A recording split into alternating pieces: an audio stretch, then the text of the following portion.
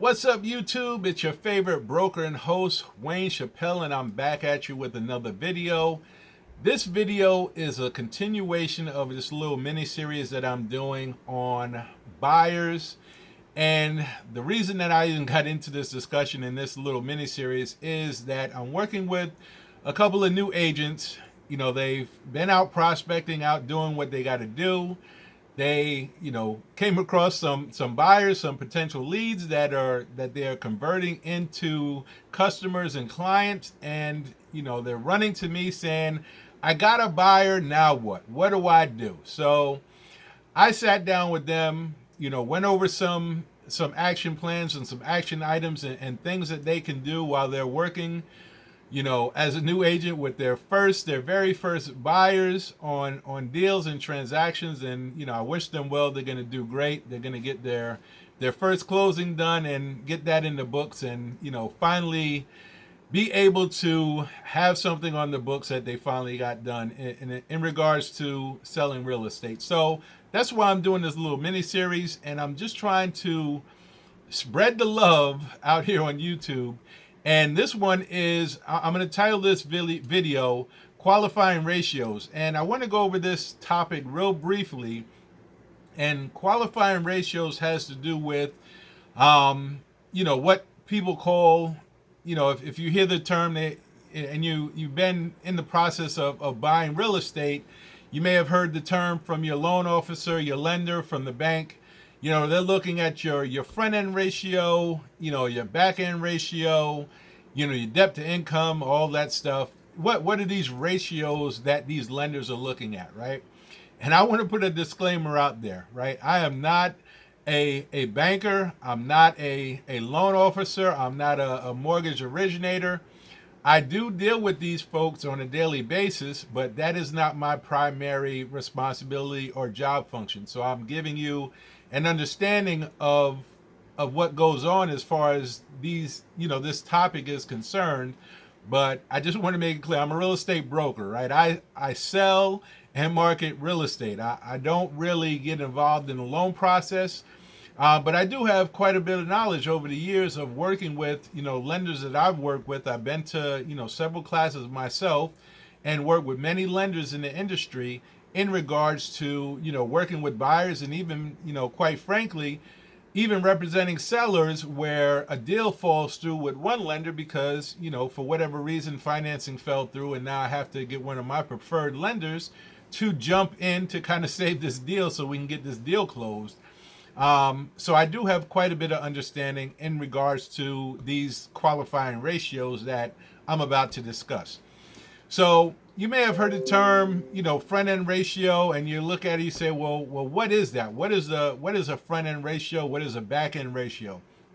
And in regards to a front end ratio, what the lender is looking at, whether it's your loan officer, whether it's the bank, or whoever is, trying to assist you in getting a mortgage or getting your client a mortgage, they're looking at the front end ratio, which is going to be your income compared to what that housing expense is going to be, right? You're looking at mortgage, you're looking at tax, you're looking at insurance, and whatever other fees, could be, if you're in a condo, in a HOA, those fees are going to be part of that, monthly expense as well. So your front end ratio is looking at that.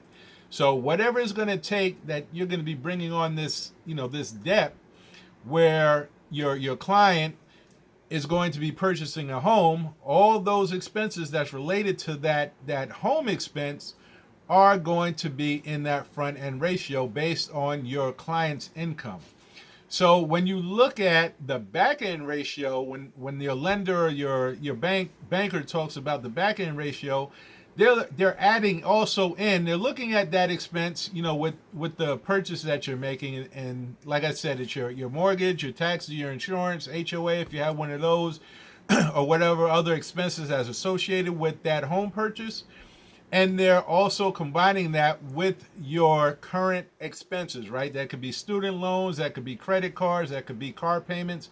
Whatever you currently have right now is going to be factored into your debt to income ratio on the back end. So And why I said I put out a disclaimer up front is because I'm about to give you guys some general numbers, so don't take these as etched in stone. That's why I put this disclaimer out there. You always want to go directly to the bank, the mortgage lender, whoever you're working with, to get the accurate percentages that I'm about to say. I'm just giving you a broad example here of percentages, but like I said, once again, you need to not rely on this information I'm about to give you, but rely on what your lender is telling you in regards to these ratios. So real quickly, I'm just going to go over these. So when you're looking at conventional loans, when your loan to value or LTV exceeds 90%, your front end ratio is going to be looking at around 33%.